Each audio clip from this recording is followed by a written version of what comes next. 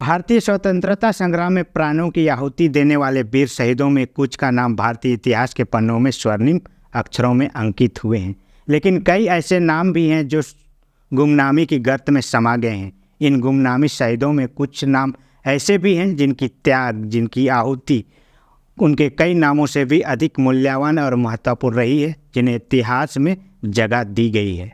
ऐसे ही गुमनाम नामों में छोटा नागपुर के वीर शहीद बुद्धू भगत का नाम भी शामिल है। वीर शहीद बुद्धू भगत छोटा नागपुर के उस जन आंदोलन के नायक रहे हैं जिसे अंग्रेजों ने कोल विद्रोह का नाम दिया था, जिन्हें झारखंड के आदिवासियों के बीच एक रहस्यमयी नेता के रूप में जाना जाता था और लोग उन्हें भगवान का अवतार मानते थे। और ऐसा भी कहा जाता है कि वीर बुद्धू भगत कई बार एक ही जगह पर कई बार दिखाई देते थे और वे हमेशा अपने साथ एक रहस्यमयी कुल्हाड़ी रखते थे। जोहार, मैं हूँ गोविंद टोप्पो और आप देख रहे हैं लोकतंत्र 19।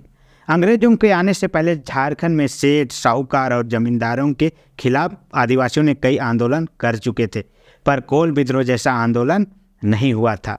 अंग्रेजों ने छोटा नागपुर के राजाओं से मालगुजारी वसूलना शुरू कर दिया था, जिसका सीधा असर राजा और जमींदारों के साथ साथ यहाँ की आम जनता पर भी पड़ने लगा था। सारा खेल अंग्रेजों का था। 1932 के आंदोलन का मुख्य कारण कुंवर हरनाथ शाही द्वारा पठानों, सिखों को आदिवासियों के कुछ गांवों का मालिकाना हक देना और उन लोगों द्वारा इन आदिवासियों का अत्याचार करना भी था।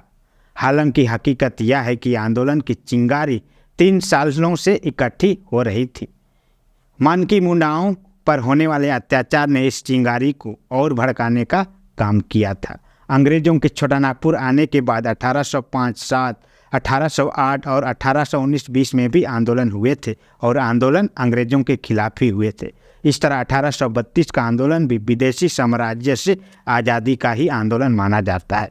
वीर बुद्धू भगत 17 फरवरी 1792 में रांची जिला के चान्हो प्रखंड के सिलगांव गांव में जन्म लेते हैं। वे उरांव जनजाति से थे। उनका परिवार खेती बाड़ी करता था। वीर बुद्धू भगत तीर चलाने में माहिर थे। दरअसल कम समय में ही वह अपनी कई खूबियों की वजह से इतने प्रसिद्ध हो गए कि लोगों को ऐसा लगने लगा कि उन्हें किसी प्रकार की दैवी शक्ति प्रदान हुई है। इनके 2 बेटे हलधर और गिरधर थे, जिनकी वीरता के सामने अंग्रेजी सेना और अंग्रेजों के चाटुकार जमींदारों को पराजय का मुंह देखना पड़ा था। बुद्धू भगत की संगठनात्मक क्षमता अद्भुत थी। वे भेदभाव से आम जनता को बचाना चाहते थे। दरअसल अंग्रेज न केवल अपना साफ चेहरा रखना चाहते थे, बल्कि छोटा नागपुर के संगठनित जनता में बैर पैदा भी करना चाहते थे। इसलिए बुद्धू भगत हमेशा दूर दराज के गाँव में लोगों में आपसी भेदभाव को दूर करने के लिए एक साथ अंग्रेजों के खिलाफ लड़ाई लड़ने के लिए अपील करते थे। उन्होंने कभी भी अन्याय को बर्दाश्त नहीं किया। बुद्धू भगत बचपन से ही जमींदारी और अंग्रेजी सेना की क्रूरता देखते आए थे। उन्होंने देखा था कि किस तरह तैयार फसल जमींदार जबरदस्ती उठा ले जाते थे और गरीब गांव वालों के घर कई कई दिनों तक चूल्हा नहीं जल पाता था। अपनी जमीन और जंगल की रक्षा के लिए जब सैकड़ों की तादाद में आदिवासियों ने अंग्रेजी शासन के खिलाफ लोहा लेना शुरू कर दिया था, तो उन्हें वीर बुद्धू भगत के रूप में एक नायक मिला। अपने दस्ते में बुद्धू ने गुरिल्ला युद्ध के लिए लोगों को प्रशिक्षण देना शुरू किया। यह उनकी लोकप्रियता का ही कारण था कि यह आंदोलन सोनपुर, तमाड़, बंदगांव के मुंडा मानकियों का आंदोलन न रहकर छोटा नागपुर के अन्य उरांव जनजातियों का भी आंदोलन बन गया था। बुद्धू भगत के प्रभाव का अंदाजा अंग्रेजों को भी हो गया था। छोटा नागपुर के तत्कालीन संयुक्त आयुक्तों ने 8 फरवरी 1832 को अपने पत्र में बुद्धू भगत के विस्तृत प्रभाव और कुशल नेतृत्व का उल्लेख किया है। बुद्धू भगत की लोकप्रियता एवं जनमानस पर उनके प्रभाव को अंग्रेज अधिकारियों ने भी भली भांति स्वीकार किया था। अंग्रेजों द्वारा बुद्धू भगत को घेरने और गिरफ्तार करने के सभी कोशिशें नाकाम हो चुकी थी। कभी कभी तो एक ही समय में बुद्धू भगत को 2-2 स्थान पर देखे जाने की भी सूचना मिलती थी।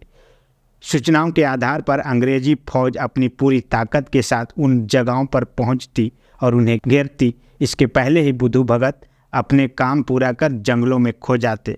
कुछ पता नहीं चल पाता कि किस रफ्तार से, किस रास्ते से और किस तरह से बुद्धू भगत एक पल एक जगह पर होते हुए दूसरे पल कोसों दूर दूसरी जगह पर मिलते, यह रास्ता लोगों की समझ से बाहर था। अंग्रेज यह मानकर संतोष कर बैठे कि बुद्धू भगत को इलाके के जंगलों, पहाड़ों एवं बिहाड़ों की अच्छी जानकारी थी।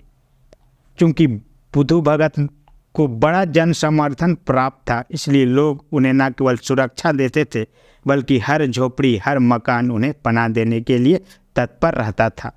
अंत में हताश अंग्रेज अधिकारियों ने बुद्धू भगत को जीवित या मृत पकड़ने वाले को 1000 रुपया पुरस्कार देने की घोषणा कर दी। अंग्रेजों के पास यही एकमात्र चारा बचा था जो मुखबिरों से यह काम करवा सकता था। शायद अंग्रेजों द्वारा इस तरह का इनाम घोषित करने की यह पहली घटना थी। छोटा नागपुर के बुद्धू भगत पहले ऐसे योद्धा थे जिन्हें पकड़ने के लिए अंग्रेजों ने पुरस्कार की घोषणा की थी। हालांकि कहा जाता है कि बुद्धू भगत अजातशत्रु थे और आम लोग उनसे अलग होने की कल्पना भी नहीं करते थे। बुद्धू भगत की लोकप्रियता इतनी अधिक थी कि लोग चारों ओर उन्हें घेरे रहते थे। कहा जाता है कि जब अंग्रेजों ने बुद्धू भगत को घेरा तब उन्हें बचाने के लिए 300 लोगों ने उन्हें घेर लिया। अंग्रेजों की गोलियां इन लोगों के सीने को पार करती जा रही थी और इस भीड़ में बुद्धू भगत अंग्रेजों की पहुंच से दूर निकल गए। कहा जाता है वीर बुद्धू भगत को पकड़ पाना तथा मार पाना असंभव था, परंतु वे अपने बेटों की मृत्यु हो जाने से अंदर से काफ़ी कमज़ोर पड़ गए थे। 13 फरवरी 1832 को कोल विद्रोह के नायक वीर बुद्धू भगत का अंग्रेजों की लड़ाई के साथ लड़ाई लड़ते हुए वीरगति को प्राप्त हुई।